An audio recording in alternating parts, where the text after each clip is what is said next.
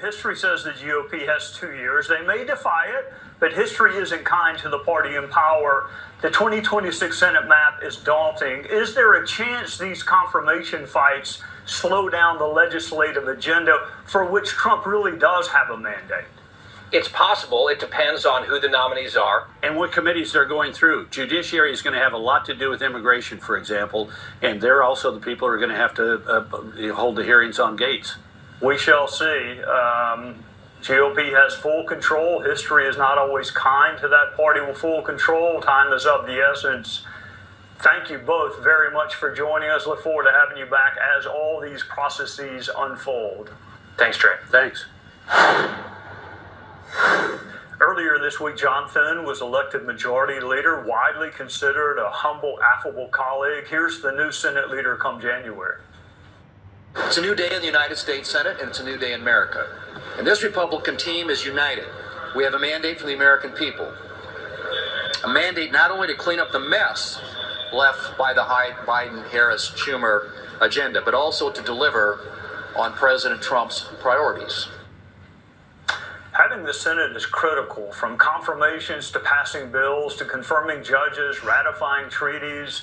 The Constitution doesn't make senators mini presidents, but it doesn't make them rubber stamps either. So where is the line between advice and consent, obstruction, and recess appointments? Joining us is Oklahoma Senator Markwayne Mullin. Welcome, Senator. Great to see you again. John Lee Ratcliffe, Mike Waltz, Lee Zeldin, Elise Stefanik. Some of the early picks got very, very high marks when it comes to national security, which I know is very near and dear to your heart.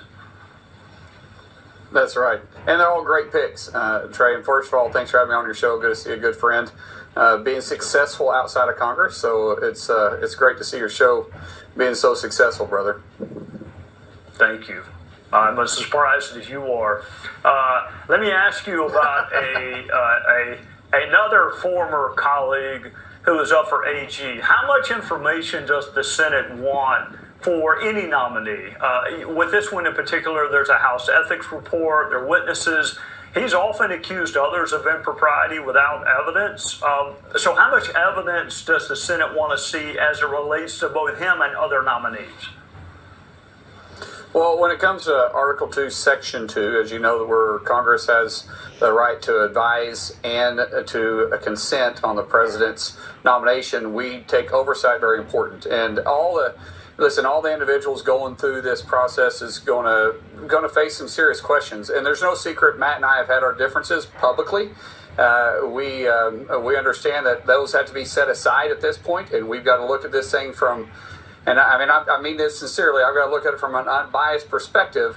But can the person do the job? And is a person qualified to do the job? And does their background check line up? And I think all those questions are going to be answered for all of them, but especially Matt with the with the oversight or with the ethics committee supposedly supposed to be coming out with that report Thursday or Friday after he had resigned from Congress.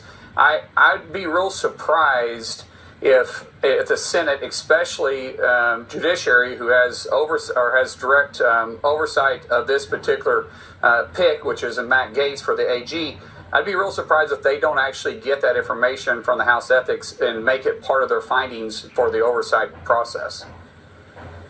You know, you were very judicious in how you said that. You said y'all have had your differences. You've been a lot more fair to him than he's ever been to you. So he is lucky to have somebody with your forgiving nature as part of the reviewing process. What's your take on recess appointments? The president, on the one hand, is entitled to surround himself with people that he wants, but you guys and gals are not rubber stamps too. So what's your take on recess appointments? I'm not saying forgiving is different, but setting the personal differences to the side to say, is he qualified? Because I do respect President Trump. I do respect his ability to surround himself with good people. I've got to separate those two and do my best to do so and say, is he the right person to run the Attorney General agency and say yes, or I say agency, department, and at the same time oversee the FBI.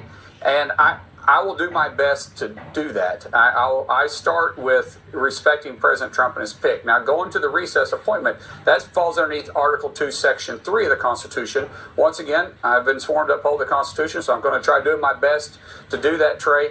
But underneath the recess appointment, it's not just as simple as that. You remember, because you was part of this, in 2014, Obama tried to do this in a recess case, and we actually went to court, and we won underneath the Cannon case, which allowed which overturned the appointments that President Obama put in place underneath recess. So there's a real narrow road that can actually qualify for these appointments to be put in place. One, it's 10 days. Both chambers will have to be out for 10 days before the recess appointment can take place. And it's not debatable when we go into recess, but it is amendable, which the Democrats on both sides, meaning Hakeem Jeffries in the House and Chuck Schumer in the Senate, can amend the process and make it extremely difficult to move forward. If that happens, and this is a last case scenario, if that were to take place, the president, underneath Article 2, Section 3, can, because Congress, both chambers can't find an agreement, it's because of disagreements, he can put us into recess for set a number of days. If he were to do that, I'm sure those appointments would be challenged.